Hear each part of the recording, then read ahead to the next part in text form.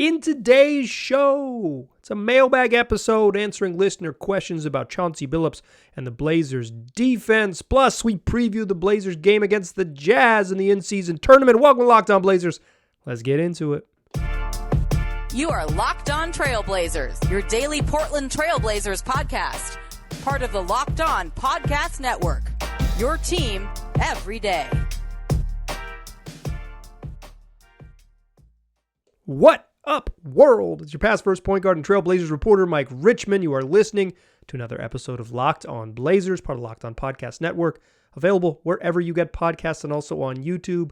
Thanks for making the show your first listen, coming at you every single weekday, Monday through Friday. So make it a part of your daily routine. Make it your first listen. Tell your friends to do the same. It's Locked On Blazers, your team every day. In today's episode, it is a special delivery mailbag edition of the program, answering a couple real good emails I got. Listener submitted questions at the email address lockedonblazerspod@gmail.com. If you want to send me a question for the show, that is the number one place to do it. In addition, we'll preview the game against the Jazz, the Blazers' biggest game of the season. I mean that like sarcastically, but it's also like, I think it's factually true. They're about to play their biggest game of the season. You are listening to Tuesday, November 14th show, and tonight they conclude a 3-game road trip, the first of a road home back-to-back against the Jazz in, I don't know what the arena is called anymore, formerly a lot of things. The Delta Center, Vivint Smart Home Arena, whatever. They're going to play the Jazz in downtown Salt Lake City. We'll talk about that to close the show. But first, let's talk listener submitted questions. Like I said, lockedonblazerspod@gmail.com is the place to send your questions. Just like this first one, which comes from Rebecca, who asks, you said this year could be viewed as a, quote, prove-it year for Chauncey Billups after 2 disjointed and underwhelming seasons. After 8 games, they've played 9, but Rebecca sent this over the weekend. After 8 games, I think Chauncey has done a good job. What do you think of his coaching job so far? Rebecca, props for listening to my season previews when I said that Chauncey Billups, in my mind, hadn't been very good to begin, the first 2 years of coaching, but disjointed, strange seasons, and this was the year that I think was going to be a prove-it year for him. Is he going to be, is he the right guy for the job? Is he the right guy for this job? Because certainly the job has changed since he took it over and all that, right? This is going to be to prove that he has the chops to do it. Like, I don't think my opinion specifically matters, but that's that. For me, I was going to hold out judgment until we saw this season, and to be totally clear, 9 games in, it's not enough. It's not enough. It's not enough. And this is just no fault. I think the question is good, and we're going to talk about Billups here now in this first segment, but like, I was around last November. I was here. I was talking to this microphone. I was sitting in the same room. I got a new chair since then. I'm not sitting in the same chair, but like, I'm sitting right here. They were good the first 14 games. They were 10-4 to start the season, and then it really fell apart, and they were basically never good again. It is too early, and we've already learned this lesson to say, yes, this works, and to be clear, the Blazers were not derailed by injuries after those first 14 games. Nazir Little got hurt about 10 days after that. That was, November 20th. Justice Winslow didn't get hurt till the week of Christmas. It was another month. Like, the idea that they were derailed by injuries is a myth, in my opinion. They were derailed by not being very good. All that is to say, they've started the season pretty well. Pretty well. Some of it is expectations, right? When your expectations are low, it's so much simpler to get over the bar. But I think unequivocally, this is the best and sort of the most I have appreciated Chauncey Billups since November of 2022. Several reasons why. If you're a long-time listener to the show, you know that I don't think, I think the most important thing a coach can do is have good players on the roster. That is the most valuable thing a coach can have. As listener Scott, a longtime listener to the program, has pointed out, all the legendary coaches, all the coaches we consider legends, Greg Popovich, Phil Jackson, Red Auerbach, even Eric Spoelstra to some extent, they have coached Hall of Famers and MVPs. The best thing even the best coaches, even the legends, the best thing that they can have is really good good players on the roster. Chauncey Billups doesn't have that. So hence the expectations. But the other thing you can have is like a good plan. Like, do they run good stuff? I think Will Hardy, the Jazz coach of the Blazers play on Tuesday, I think he's a really good coach. He was getting credit for it last year when they were winning. The Jazz aren't winning as much this year. You probably won't hear people think that Will Hardy is a good coach. He didn't get worse. You won't hear them say it as often, though. Good plan. I think Billups, for the most part, the offense is just bad. Some of that is just skill set. They don't have enough shooting. They don't have dribbling, passing skills, and they have injuries. But I think a little bit on offense is like they don't have some go-to sets. They run a lot of different stuff, which I like, a lot of different variety. And it's like sometimes when pick and rolls don't work, they'll run, okay, let's run shade and pin downs. But it felt like this year they haven't had a good plan for how to utilize DeAndre Ayton. Like they had a plan, and when that plan blew up, they haven't had a plan B. And that's a little frustrating. But again, some of that is skill set stuff that's kind of out of Billups' control. But I think the plan has been decent. There's some game management stuff, time management, particularly with timeouts, that I have noted this year with Billups, where I think he could get better. But for the most part, the plan's been fine. And I think the other big thing I care about, if you're a long-time listener, is who plays and when, the lineups. And I think Billups has mostly figured out lineups that work while just cobbling together whatever he has available. Like Shaedon Sharpe is playing too many minutes. He's playing 42 minutes a night. Jeremy Grant's playing too many minutes. He's playing 40-some minutes a night. But if they're going to be competitive, those dudes just have to be on the court. I can't really fault Chauncey for that. It's certainly something I've noticed. You'd like them to play 37, but I get it, and this is the hand he's been dealt type of thing, so I don't really blame him for that. But I think the lineups make sense. I think he's gone to Toumani Camara at the right times. Toumani's pretty limited on offense, but the guy he's replacing, Matisse Thybulle, is only slightly less limited in that he will shoot it sometimes. Camara just straight up won't shoot it, and certainly doesn't make it.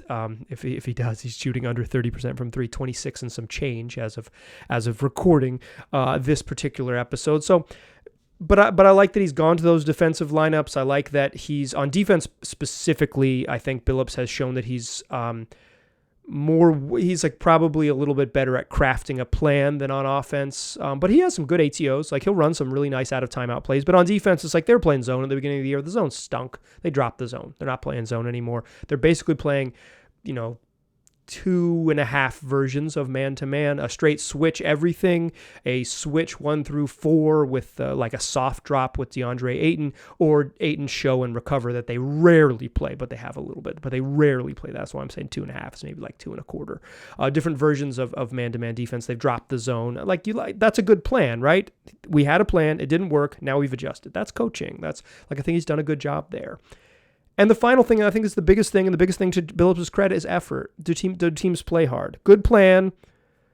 Execution is in some ways out of your control because once you implement the plan, they go play, and it's a skill set thing and whatever. But good effort. And the Blazers, for their part, play their butts off every night. So that's been the enjoyable part about the season is, they were already undermanned to begin the season. They were just overall talent. They were a little weak on a little light on talent, but then they've just lost all their veteran guards, and then they lost Scoot Henderson, and then they lost Rob Williams. The hits keep coming. It's been a tough start to the year. Injuries are part of it. Every team's dealing with it, but it's been a reality for the Blazers that health challenges have come quickly in the first 10 games of the season, and the Blazers just keep on humming. They keep playing hard. You are not going to get cheated with effort from this team. They can't shoot. They don't. They're one of the worst rim finishing teams in the league. They are one of the worst 3-point shooting teams in the league. They can't make layups, can't make 3-pointers. That's tough. That's a tough way to do it in the modern NBA. But they don't get cheated. They play hard, and they've been in games. And one of the best indicators of a team that's competitive is point differential. After 2 games to start the season where they got just walloped, and it looked like it was going to be a long one, they've been in games. They've been competitive. They've been right there. They were right there. Both games against Memphis were close. Even the wins in Toronto and Detroit were close after getting shellacked by Philly. But even the loss to the Lakers on Sunday, it's they were They were close in that one. They were competitive, and when they were down double digits in the fourth quarter, they rallied early in the fourth and made it a game, and it was a 1-point game with 3 minutes left. They play hard. You're not going to get cheated, and I appreciate that. And I would say, too, the biggest thing to Billups' credit is he has this group playing their butts off, and effort is a really good sign of guys buying into the plan. Is Chauncey Billups, has he proved it? No. The season is forever. And we're gonna be here forever, so we'll get to judge it through the whole process. But to answer Rebecca's question now, yeah, this is the best job Chauncey has done in his 3 years. He's absolutely trending in the right direction. And if you were saying, hey, you want to see if he could do X, X, and X, he is. The graph is headed in the right direction, probably for the first time ever with him as the head coach. I mean, no, November 2022. I remember 10-14 to begin the year. It wasn't that long ago, so we will see. We'll see what December and January hold, because those were telling times for the Blazers. In each of Chauncey's seasons, December has been a telling time. Once you sort of get through the early season stuff, it's like, woof. Hopefully he's not as spooky this year. Hopefully a little less woof and more appreciation of a young team that brings it every night. They might not win. That might be the worst record that he has in his first 3 years of coaching. And I said this in the preview. It's like they might lose 60 games, and it could be the best coaching job of Chauncey's. It could be they could lose 60 games, and it could be the year that he proves that he's a good coach. Like the wins and losses aren't important. The stuff that we've seen from them is, and so far you've seen a team that brings it, and for the most part has had good process in the way that they bring it. Obviously, some of the good process does not follow with good execution because of their overall talent. Okay, second segment, another question.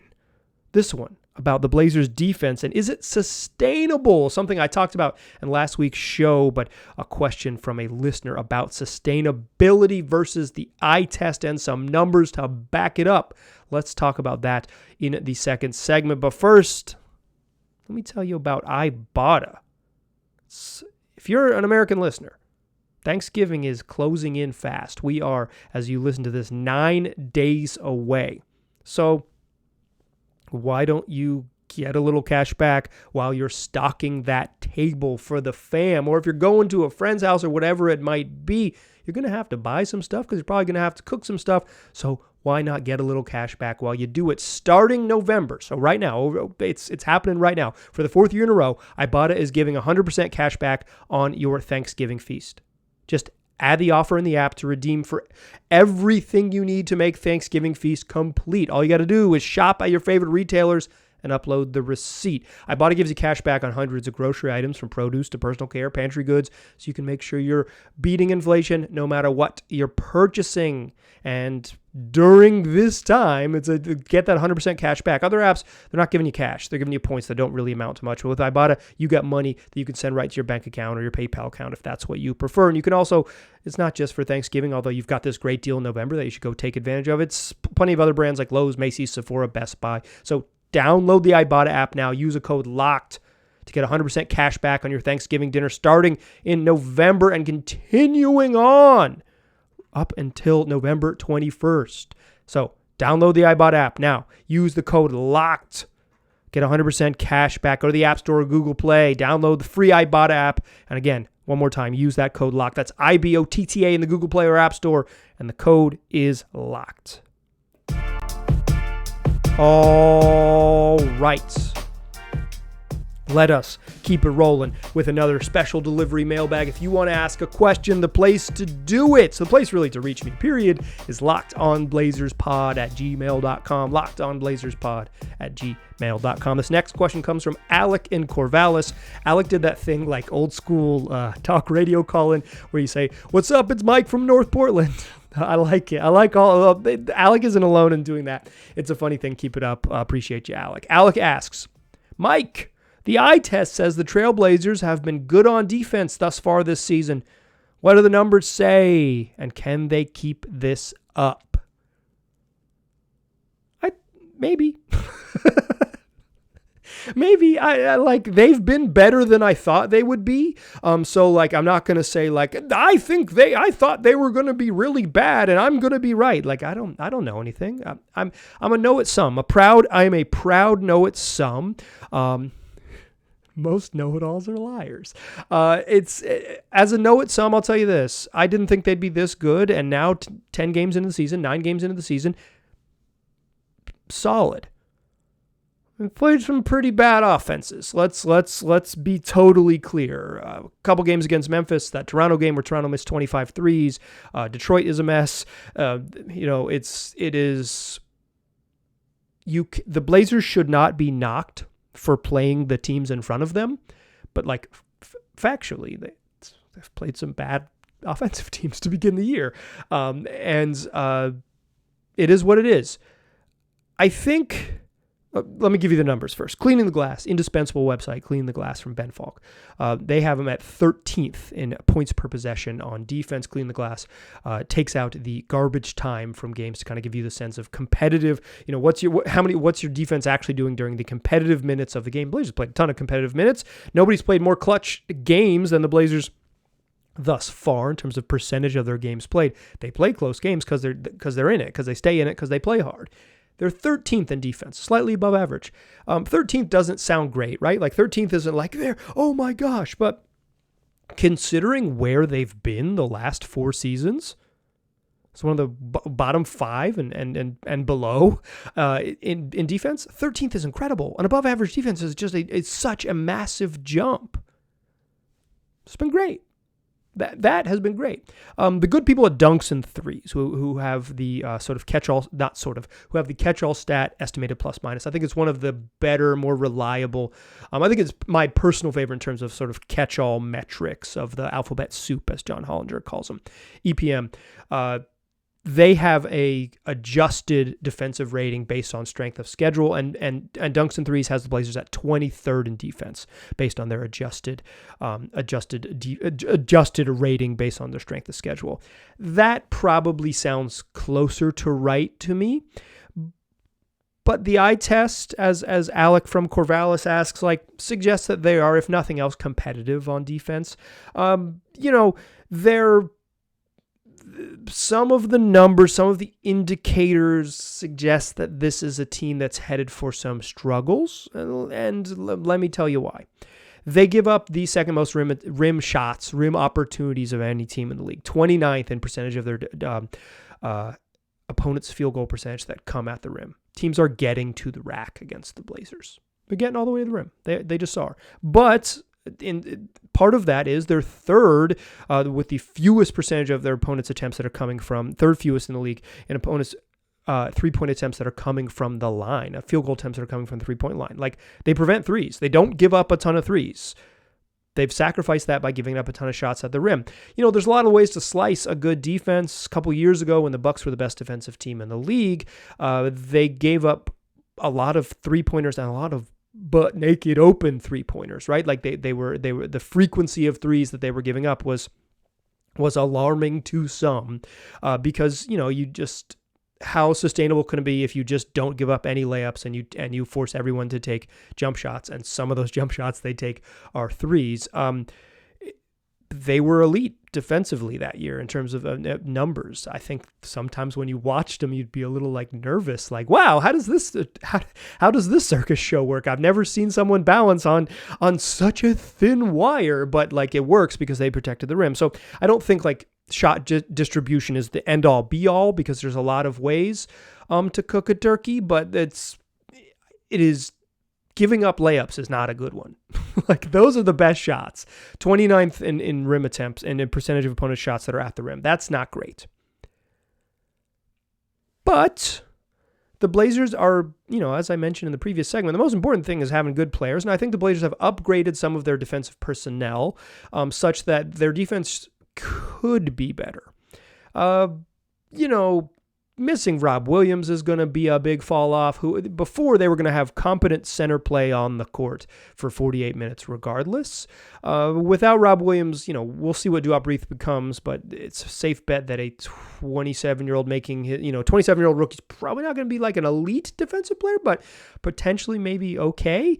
I think it's pretty clear Moses Brown is not a good defensive player, and they don't have any other bigs like true centers on the roster. But on the wings, Toumani Camara and Matisse Thybulle, who don't play together ever, they did actually. The Blazers played a lineup where like functionally, actually Thybulle wasn't in it, but functionally Toumani was the 2, so they could conceivably play together. But Toumani Camara and Matisse Thybulle are a pretty serious wing defense upgrade from Josh Hart and Nazir Little. Josh Hart competes his butt off. He's 6'5". Nazir Little's not a very good defensive player. Toumani Camara has a ways to go on offense, but he brings it on defense. And he can guard everybody, and that's what I love about him. I bet he'll guard Lauri Markkanen tomorrow, and I bet he'll find times when he has to guard Jordan Clarkson because he's going off too. But he's the stopper for the Blazers, and he's been excellent. And he's coming in and playing more minutes than the starter, Matisse Thybulle, who isn't as much of a lockdown defender, but is a really solid defensive playmaker and a good defender. He's a positive defensive player, even if he's not like get down in a stance and lock you up type of defense. He's more of like a kind of trick you into taking harder shots and throwing, getting steals and blocks, and kind of he has a real craft, a unique craft to his game on defense. That alone, the upgrade on the wings while still playing Jeremy Grant and having some size matters. Not playing a ton of minutes with Damian Lillard and Anthony Simons, that's an upgrade. Shaedon Sharpe was one of the worst defensive players in the NBA last season. He's not that anymore. He's not like a super, super good defender yet, but he has some real defensive playmaking instincts in terms of blocking shots and getting steals. He hasn't really figured out the team concept yet. He gets burned a little bit there, but when he's locked in, he can defend the ball in front of him, and he can block shots as a weak side helper and get in passing lanes with his athleticism. He is improved, 3,000% from this time last season when he just had no idea and couldn't guard, and he's gotten stronger and all those things. He's solid. And again, not playing those Damian Lillard and Anthony Simons minutes is an upgrade. It would be Malcolm Brogdon's probably and would probably be more valuable there in terms of being in the right spot defensively, but we'll see what Skylar Mays is over the long run for the Blazers. Can they keep this up? I would assume that they'll be, to answer your question, Alec, I assume that they'll end up being a below average defense, but I predicted in my bold predictions show to begin the season that the Blazers would be bottom 5 in defense this year. But I picked them bottom 5 in offense, bottom 5 in defense. Bold prediction or true hater, depending on who you are. They're not that right now. They're not one of the 5 worst defensive teams in the league. They're better than that. Credit to Chauncey Billups. He got slightly better defensive personnel, and he's really made it happen. I didn't mention here DeAndre Ayton. I'm not sure DeAndre Ayton is, and I will quickly before we get to the third segment. I'm not sure DeAndre Ayton is a defensive upgrade from Yusuf Nurkic, but he's a different type of defender. He doesn't have to just play drop. He can play a couple other styles of defense just because of he's a little more fleet of foot and a little quicker laterally. I would say probably on the whole, he's about the same level of defender as Nurk. They're just different. They're different. And so far, different has been a little bit better for the Blazers, but again, very small sample. We'll see. The numbers suggest that the Blazers are somewhere between slightly above average to below average defense, and I think the indicators suggest that if they could give up slightly less layups and continue to be in the low on the opponent three-point percentage, they could trend in the right direction. Okay, Blazers play their biggest game of the season. The biggest game of the season. Their most important matchup to date. Tuesday evening, downtown Salt Lake City. Let's talk about it in the final segment. First, I want to tell you about FanDuel, America's #1 sports book. We are officially in the second half of the NFL season, but still, right now, new customers get $150 in bonus bets with any $5 winning bets, that's $150 if your team wins. If you're me, my team is the Pittsburgh Steelers, and they keep winning every single game with an interception on the goal line as the clock ticks down under 10 seconds. Is that a good way to enjoy gambling? No, not so much, but it is rewarding because they win at the end of games despite being pretty not good. But when I'm placing my $5 money line bet on the Steelers to outright win, I get $150 to use on FanDuel. The app's easy to use, and once you're on there, you can bet on a wide range of things like spreads, player props, over-unders, and more. Not just money line, but you can live bet games. You can place futures bet. It's not just NFL, but you can bet on the NBA all season long. Whatever sport you're looking for, you're going to find on FanDuel. So go to FanDuel.com/LockedOn. Get in on the action one more time. That's FanDuel.com/LockedOn. That's FanDuel, an official partner of the NFL. All right, still a pass first point guard. Still Mike Richman. You are still listening to Locked On Blazers. Let's talk Utah Jazz. Utah beats Memphis on Friday, snaps a 4-game losing streak to beat the Memphis Grizzlies on Friday. Their first win in the in-season tournament. They're 1-0 atop of the group, and tied right there with them, your Portland Trail Blazers, who also beat Memphis on a Friday in November. And now the two face off. Blazers, Jazz, trophy on the line, sort of. Can you dig it? As one very tall Western Conference participant used to say. This will be a fun game. Fun because it's a Tuesday night in November and the NBA's on, and I love this stuff, and also because of the added stakes. If you lose twice in your tournament group, you're not going to make it. If you lose once, you might not make it, but you have a really darn good chance. 4-0 in your group, you're in, baby. You're in the quarterfinals. You're into the single elimination portion of the program. So whoever, Utah or Portland, gets a win on Tuesday night is really in the driver's seat. They will both have 2 games remaining, both against Phoenix and LA, the Lakers in their group. The Blazers play the Lakers on Friday. This is, whoever wins this has a chance to say, okay, if we split the last 2 against Phoenix and the Lakers, we're probably in. We'll probably win the group, but it is almost certainly one of the biggest tiebreakers for similar record is differential. So what's key? The Blazers played a ton of close games. If this one's close, shoot it get all your heaves up, shoot them at the buzzer, run it up late. Maybe don't foul late if you're down 4. That would make it a 5 or 6 point game. Just like chill, just lose by 4, go home. Don't chase it because point differential is huge. So here's what you need to know about the Jazz. According to Clean the Glass, they're 17th in offense and 26th in defense. They're 3-7 on the year, and through their first 10 games, 6 times they've given up 120 points. 6 times in 10 games.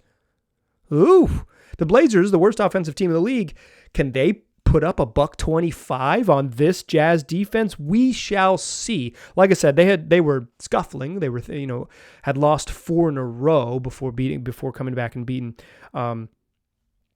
and coming back and beating the Grizzlies on Friday, and then they've had all that time off. They've been cold chilling at home, waiting for the Blazers to show up.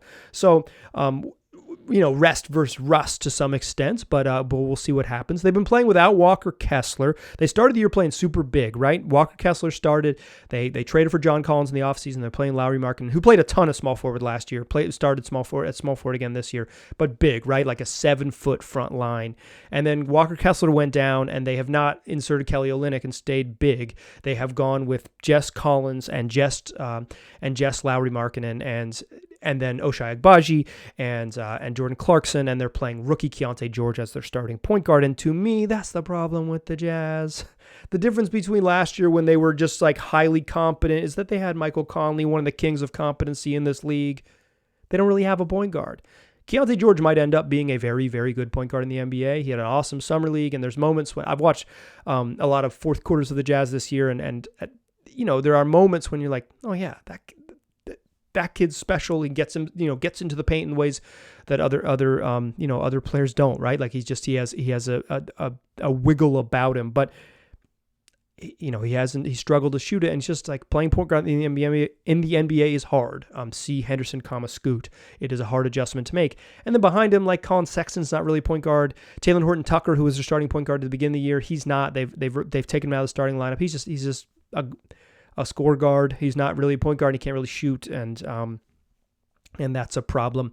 The Jazz don't play super fast. They're slightly below average in pace, but so like 120 is just a product of